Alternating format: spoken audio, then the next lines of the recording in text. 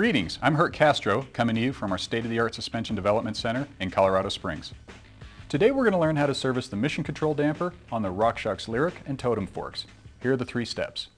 First, remove the damper. Second, service the damper. Third, reinstall the damper. Unless you've done this many times before, we sure do recommend that you check out these SHOX product manuals, which are on the SRAM website as PDFs. Please print these out and read through them before you put your bike in the stand. Okay, enough preliminaries, let's get down to business.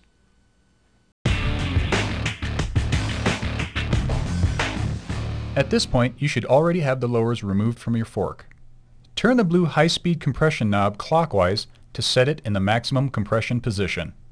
Turn the floodgate to the off position by pushing the low-speed compression adjuster down and rotating it counterclockwise 90 degrees. Unthread the compression damper top cap with a thin 24mm wrench. Access to the top cap is under the high-speed compression knob.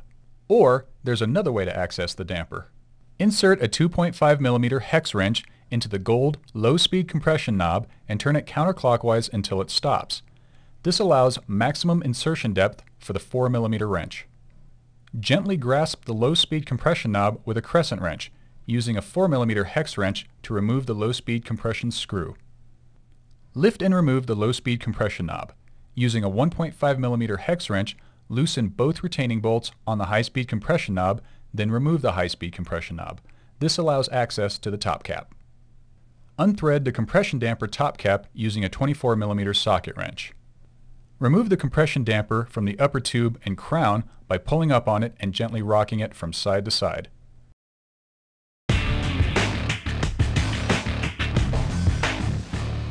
Inspect the glide ring on the compression damper piston assembly. Replace if necessary by applying a few drops of suspension oil to a new glide ring and reinstalling. Remove the fork from the bicycle stand and pour the remaining oil into the pan, then return the fork to the stand. Remove the rebound damper seal head retaining ring, which is located inside the bottom of the right upper tube using an internal snap ring pliers. Pull out and remove the rebound damper assembly from the upper tube. Push upward on the rebound shaft to separate the rebound piston assembly from the rebound tube. Spray the rebound damper shaft with isopropyl alcohol and clean it with a rag. Inspect the surface of the rebound shaft. If there is noticeable damage, you'll need to replace the shaft assembly. Remove the inner and outer O-rings from the rebound seal head. If you're using a pick to remove the inner seal head O-ring, do not scratch the O-ring gland. Scratches may cause an oil leak. Apply a few drops of suspension oil to the new O-rings and reinstall them. Remove the glide ring from the rebound shaft assembly. Apply a few drops of suspension oil to the new glide ring and reinstall.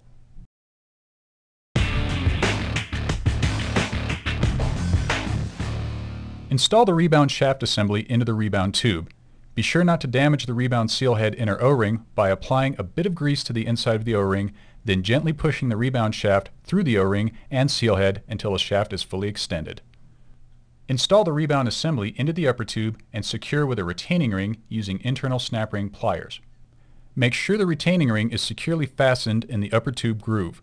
You can check this by using the snap ring pliers to rotate the retaining ring in the groove back and forth a few degrees. If it rotates easily, it's in.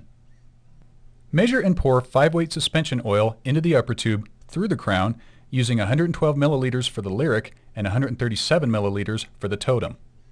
Correct oil volume is critical. Too much oil reduces available travel, which can lead to fork damage from the compression bottom out. Too little oil decreases damping performance. Double check the floodgate to ensure it is in the off position. Install the Mission Control damper assembly into the upper tube through the crown. Hand thread the compression damper top cap into the upper tube. Use a thin 24mm socket wrench and tighten the top cap. Or, if you use the second technique for step 1 disassembly, double check the floodgate to ensure it is in the off position. Insert the Mission Control damper assembly into the upper tube through the crown. Hand thread the compression damper top cap into the upper tube. Use a 24mm socket wrench and tighten the top cap to 60 inch-pounds. Install the high-speed compression knob using a 1.5mm hex wrench to tighten the screws. Install the low-speed compression knob by gently grasping the knob with a crescent wrench. Use a 4mm hex wrench to tighten the screw. At this point, you can check the lockout, low-speed compression damping, and rebound damping to make sure you followed all the procedures correctly. Okay, you've serviced the Misson Control damper. Good job.